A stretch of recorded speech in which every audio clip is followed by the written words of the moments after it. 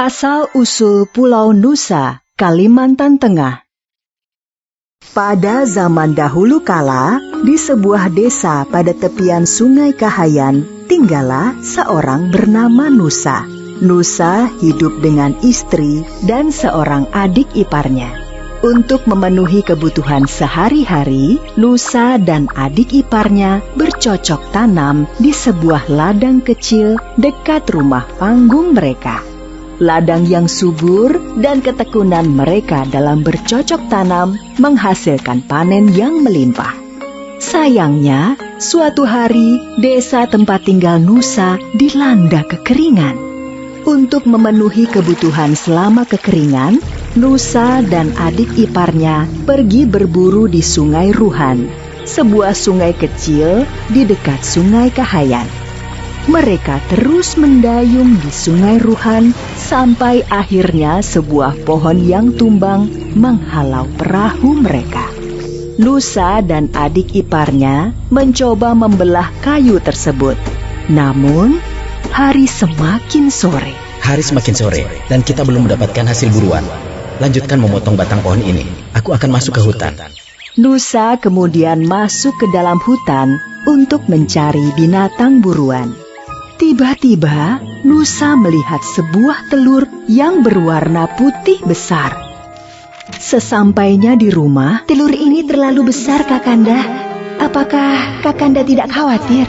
Bahkan, Kakanda sendiri tidak mengetahui itu telur apa. Telur ini sangat besar. Tidak usah khawatir. Telur ini cukup untuk makan kita bertiga. Lebih baik kita tidak memakan telur ini, Kakanda. Tidak makan hari ini tidak apa-apa. Asalkan kita tidak memakan sesuatu yang tidak jelas asal-usulnya. Jika kalian tidak mau memakan telur ini, biar aku saja yang memakannya. Aku tidak peduli ini telur apa. Dengan wajah yang kesal kepada istrinya, akhirnya Nusa sendiri yang merebus telur tersebut.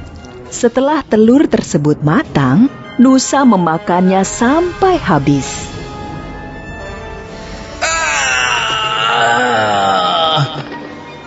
Nusa terlihat panik. Seluruh tubuhnya muncul bercak-bercak merah. Rasanya sakit dan gatal. Istri dan adik ipar Nusa datang membantu menggaruk tubuh Nusa. Bukannya menjadi sembuh, bercak-bercak merah di tubuh Nusa berubah menjadi sisik. Nusa pun akhirnya menyesal telah mengabaikan peringatan istrinya agar tidak memakan telur tersebut. Namun, semuanya telah terlambat. Adik ipar Nusa pun datang bersama warga. Mereka terkejut melihat tubuh Nusa telah dipenuhi sisik dari dada sampai kaki. Karena tubuhnya yang semakin membesar, Nusa kemudian dibawa ke halaman. Tubuhku panas sekali. Tolong masukkan aku ke dalam sungai. Adik ipar dan para warga desa membantu mendorong tubuh Nusa masuk ke dalam Sungai Kahayan yang sedang mengering. Istri Nusa hanya memandanginya dengan tatapan sedih.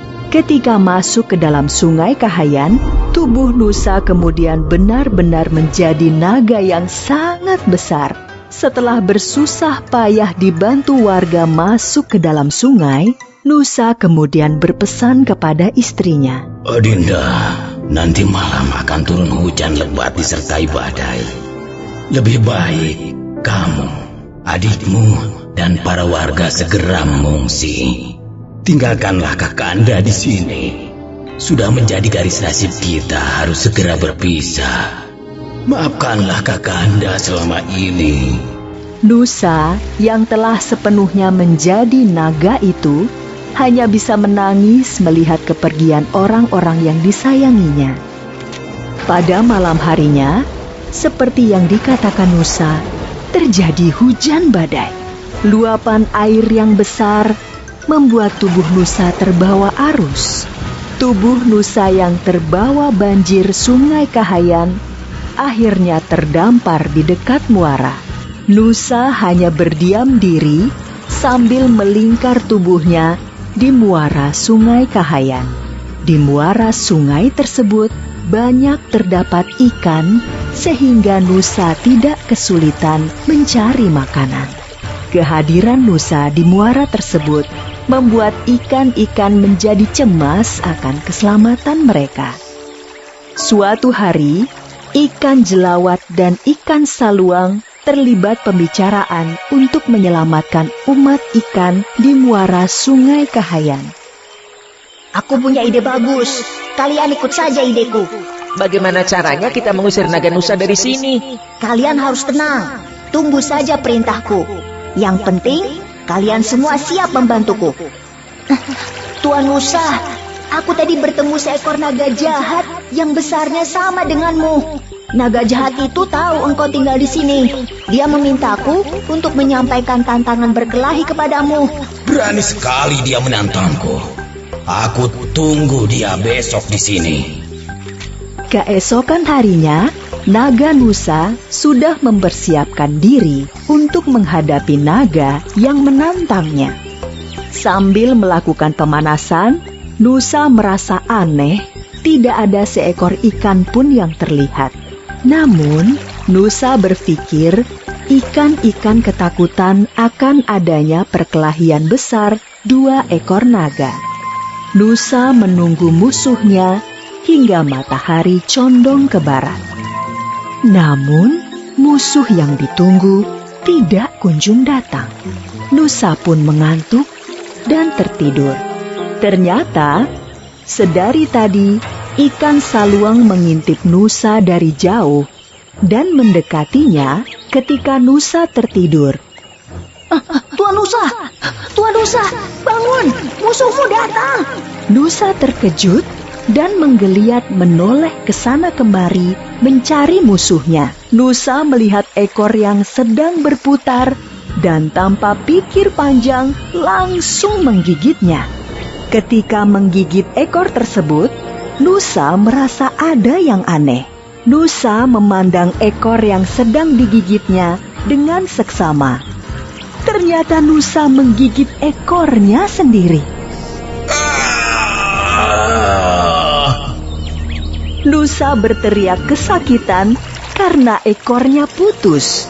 Dan yang lebih menyakitkan, bahwa dia sendiri yang menggigit ekornya. Melihat ekor Nusa yang telah putus, maka ikan saluang segera mengomando ikan-ikan lainnya yang jumlahnya ribuan untuk menyerang ekor Nusa yang terluka. Wahai umat ikan di Muara Kahayan yang selama ini dijajah naga Nusa, saatnya untuk membebaskan diri kalian dari penjajahan ini. Segera serang dan gigit ekor naga Nusa yang terluka. Dengan serentak, ribuan ikan dari berbagai jenis menyerang ekor naga yang terluka. Naga Nusa lari ke sana kemari menyelamatkan ekornya. Naga akhirnya kelelahan dan tidak sanggup lagi untuk lari. Jumlah ikan yang mengerubuti ekornya semakin banyak. Nusa hanya bisa berdiri sambil kelelahan. Nafasnya tersengal-sengal dan dia pun menangis. Nusa akhirnya tidak mampu bertahan. Tubuhnya ambruk dan tidak bergerak lagi. Naga Nusa yang perkasa itu akhirnya mati. Ikan-ikan terus memakan tubuh Nusa hingga hanya menyisakan tulang-tulangnya. Kerangka naga Nusa itu akhirnya ditumbuhi berbagai tanaman, dari semak belukar hingga pepohonan. Akhirnya, lama-kelamaan, kerangka Nusa menjadi sebuah pulau. Pulau tersebut kemudian dikenal dengan nama Pulau Nusa. Letaknya di aliran Sungai Kahayan, Kabupaten Pulang Pisau, Kalimantan Tengah.